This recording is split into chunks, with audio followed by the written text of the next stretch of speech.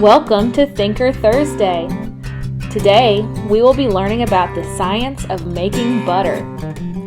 My name is Allison Jones with Virginia Agriculture in the Classroom. Special thanks to today's sponsor, James River Equipment, a family-owned and operated John Deere dealership. To learn more, go to jamesriverequipment.com. Milk generally comes from dairy cattle. Here's an example of a Holstein. Milk fresh from the cow has both cream and milk mixed together. The cream is less dense than the milk, so the cream rises to the top where it can be skimmed off. The milk left behind after the cream is skimmed off is called skim or fat-free milk. Whole milk that you might buy in the grocery store is homogenized to keep the milk and cream mixed together. Think about all the different products that are made from milk. Ice cream, yogurt, cheese, just to name a few. But today, we're talking about butter. Butter is a dairy product made when the cream is churned to separate the buttermilk from the butter fat.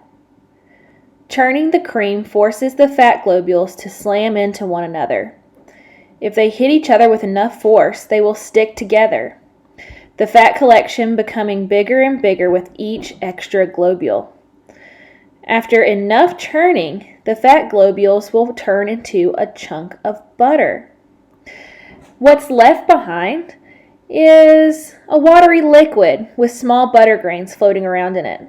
This is called buttermilk, and it's drained off for other purposes. Think about how butter used to be made. And think about how it's made today.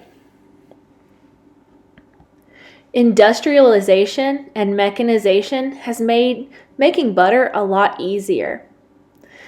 Things have changed a lot since we were churning butter in the barn, but that doesn't mean we can't still make butter the good old-fashioned way. In today's lab, we will be conducting an experiment to observe the chemical reaction and changes in property as milk is turned into butter. Here's a list of materials that you'll need to get started with your experiment. Heavy whipping cream, measuring spoons, a small jar or container with a lid. This can be a baby food jar or a small Rubbermaid container. Now, whenever you're working with food, you need to make sure that you're washing your hands thoroughly and that the surfaces where you're going to be working are also sanitized. So go ahead and wash your hands.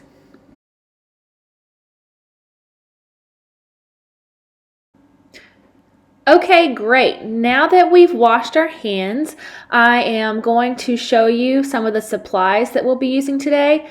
So here are a couple of examples of containers you could use. I like to use a clear container so you can kind of see what's going on inside. But as you can see, both of these examples have a really good lid. This is the heavy whipping cream, and you can get this from the dairy section in your local grocery store.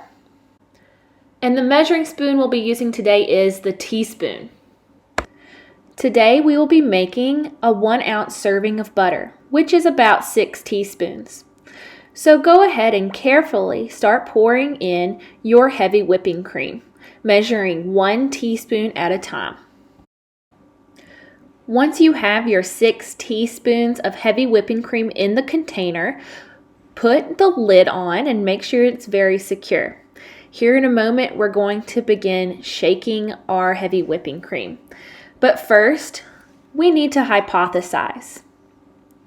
What do you think is going to happen to the heavy whipping cream as we start to shake it?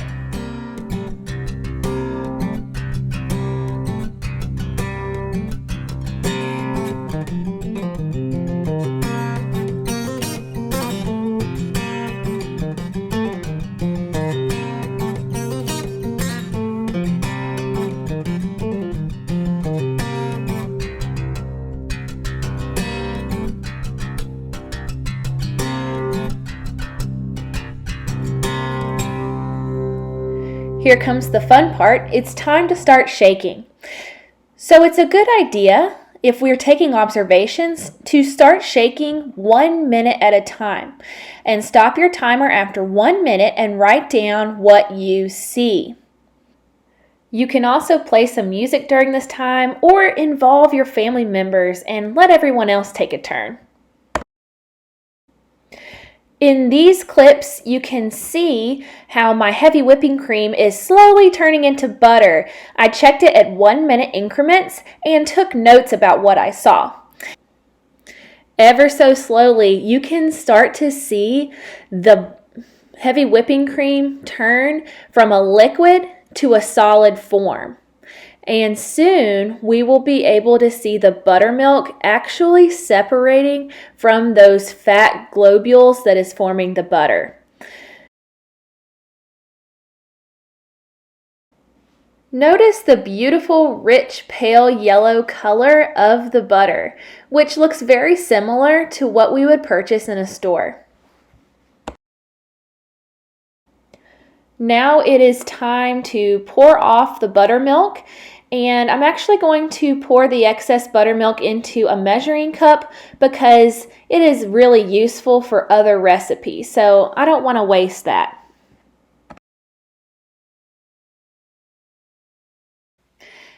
If your butter is still too wet, you can actually take a paper towel and sort of wring it out a little bit, and then you can put it out onto a butter dish or in some other container. Looks like it's about time to sample our finished product. So today I tried it on some pretzels, but you could use a piece of toast or bread or whatever you like. Now your butter will remain solid when it's refrigerated, but it will soften to a spreadable consistency at room temperature. It will melt at 32 to 35 degrees Celsius. This recipe will stay safe in your refrigerator for about 5 to 7 days. It's time to record your results.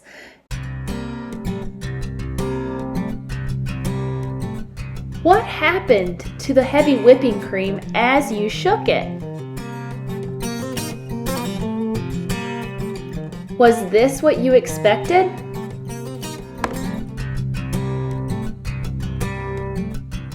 What did you learn from today's lesson? Compare and contrast how butter was made before modern technology to how it's made today. I hope you all enjoyed today's lab as much as I did, and I look forward to seeing you again on another Thinker Thursday. Thank you for watching. For more lessons, go online to agintheclass.org.